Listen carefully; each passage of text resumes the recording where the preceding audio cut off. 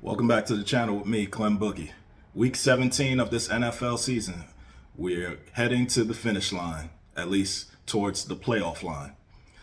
There's still some unsaid situations going on, like who's going to win the NFC South. That actually holds a spot in the playoffs. That actually is a home game spot, home game appearance, which can be very pivotal for whatever team that ends up winning that division. Then again, there aren't that many teams that are mathematically eliminated thus far, which is strange because I can say there's probably a handful of teams that won't be seeing this NFL postseason. But with that being said, you know how I give it up on this channel. 4 picks, 1 upset alert. Let's make some money, people.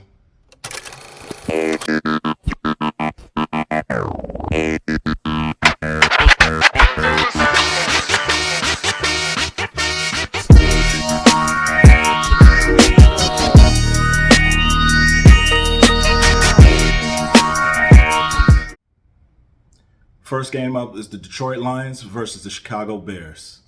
Ladies and gentlemen, the Detroit Lions are looking like a team of destiny, at least to end their playoff drought. Yes, Jared Goff has the troops heading to the playoffs, at least looking and trending that way.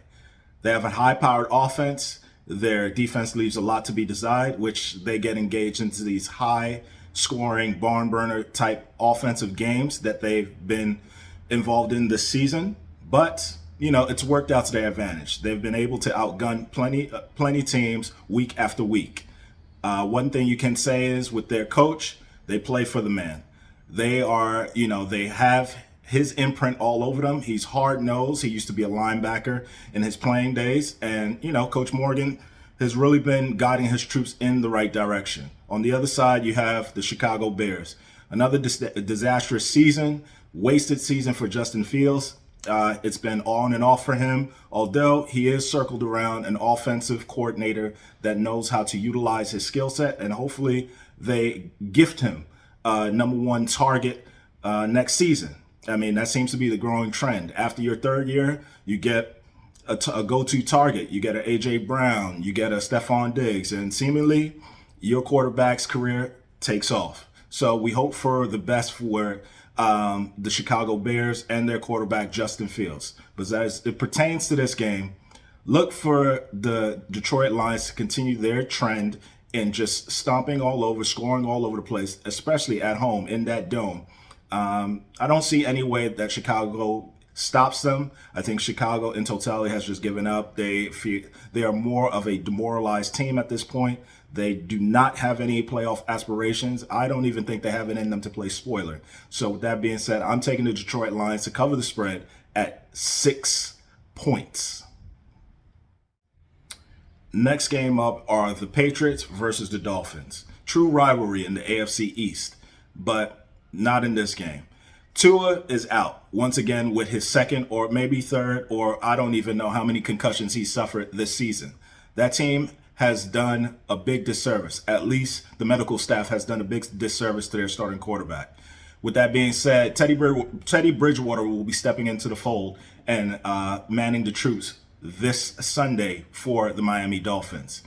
He doesn't have the arm strength, neither did Tua. So with Teddy Bridgewater, you're going to have to rely on his precision, his accuracy, and him basically being a clock manager for this coming up game. On the other side, you have a desperate team in the Patriots who need a win to stay within the playoff run, playoff fold.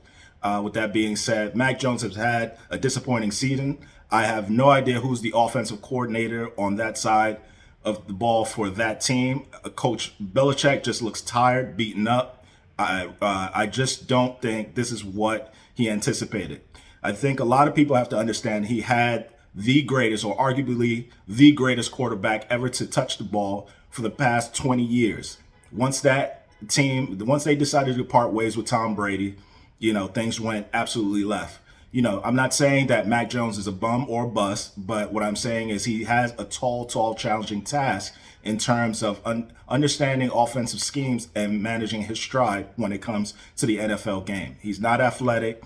He's smart, but he's not athletic. He has nervous feet, and he's going to get hit a lot because he's one of those quarterbacks that tends to zero in his first read and his only read all along. And that's what he wants to zero in on. But as it pertains to this game, I look for the Patriots to actually come up on top and cover the spread. Right now it's at 2.5, but I look for it to reach 3, possibly 3.5. And that's my pick. The Patriots giving and covering 3 points. Next game up are the Tampa Bay Bucks versus the Carolina Panthers. Now let's look at the total overview of this game. The Bucks have been terrible all season. Tom Brady, widely considered the GOAT, terrible all season. That receiving core, I don't know what's going on with them, but they have no idea what route they're running, where the first down lines are, or if they have even hands to catch the ball that Tom Brady has been throwing to them. Everyone seems lost. There's a non-existent running game for the Tampa Bay Buccaneers, which doesn't help Tom Brady. Tom Brady is 45. That's an age where people begin to hurt. Their bones hurt. When you touch them, they are brittle. It's not a beautiful thing. And here he is trying to man the troops to get into the playoffs. Mind you, he is 45. He is doing his thing, but this year it's not the Tom Brady that we're accustomed to seeing. With that being said, they are playing not only to get into the playoffs, but also to possibly win the NFC South title for, I think this will be their second consecutive year winning the title, but anything is possible. On the other side, it's Carolina, who happens to be in the NFC South division as well. Surprising, they've had their trials and tribulation. They fired their coach. They traded their marquee cornerstone in McCaffrey. And they've gone through a carousel of quarterbacks to ultimately get back to the quarterback they traded for in Sam Darnold. Somehow or another, they have a second win. They've found some fire. They've been playing well for Steve Wilks. And I don't know. This could be a very surprising, shocking game. However, are Carolina deemed the winners of this? No. Maybe they're the winners of a moral victory of some sorts, but they are definitely not going to win this game. However, I don't see them losing the spread. I see them winning the spread as they are getting 3.5 points, and that is my pick that I'm leaning towards. Tampa has no idea what they're doing on either side of the ball. It just seems to be in total mess. They are a rendition of the Three Stooges, and it just seems to be an utterly disaster. Doesn't mean that they're not going to win this game. They are, because there's a revenge factor. And one thing we know about Tom Brady, he studies. So whatever mistakes he made previous game, you can expect him to look at film and improve upon it. I think he'll improve enough where they win just by a field goal. And yes, I do think the Carolina Panthers will uphold their end and keep the game close. And I'm taking the Panthers with 3.5 points, and that's my pick. Next game up is the Green Bay Packers versus the Minnesota Vikings. Same scenario applies. Both teams are striving. Actually, Minnesota has already solidified a playoff spot, and Green Bay still maintains a lifeline as it pertains to the playoffs. Let's look at this. Aaron Rodgers has been a disaster himself. You already heard me talk about Tom Brady. Same thing applies with Aaron Rodgers. His condescending attitude, his being able to ingratiate and adapt to his new teammates, young teammates that is, has really, really shown this season. He's hampered the offense. He's suffered through some injuries. He doesn't want to listen to his head coach. He's dismissive to his offensive coordinator. Yet they maintain some stretch of vulnerability on the defensive side. They can't stop anybody. Lately, they've been playing with some heart. They've been playing with some vigor. I think they've won 2 of the last 3 games, and they've been doing something. Like I said, there is a mirror of hope for the Green Bay Packers as they maintain some lifeline as it pertains to the playoffs. But they are playing arch nemesis in the Minnesota Vikings, where they've been having a darling of a season. Kirk Cousins, I think, is a Pro Bowl player. He has a plethora of weapons. He has Adam Thielen. He has Justin Jefferson.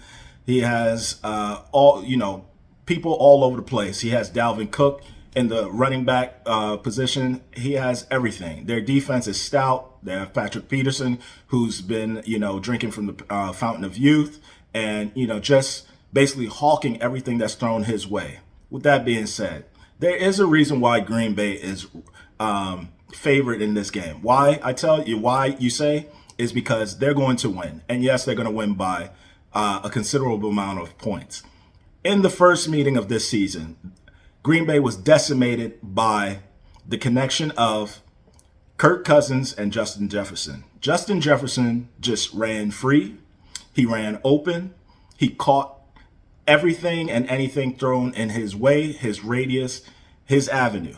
Don't expect some of the same. I know there's been a lot of verbal jousting going on with Jaire Alexander of the defensive back for the Packers saying that, Justin Jefferson is just a regular man. However, he did acknowledge that he is a very good player, but he did say he's just a man.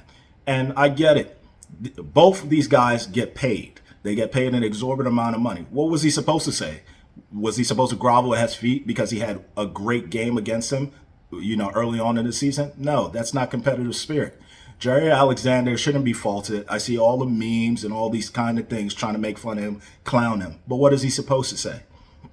But anyway, as it pertains to this game, yes, I'm going with the Packers, and they are giving 3 points. I look for the Packers because they're at home, and I think Aaron Rodgers, even though his condescending, not frat boy nonsense that he puts out and portrays, he always wants to be the smartest one in the room and the coolest guy in the crowd.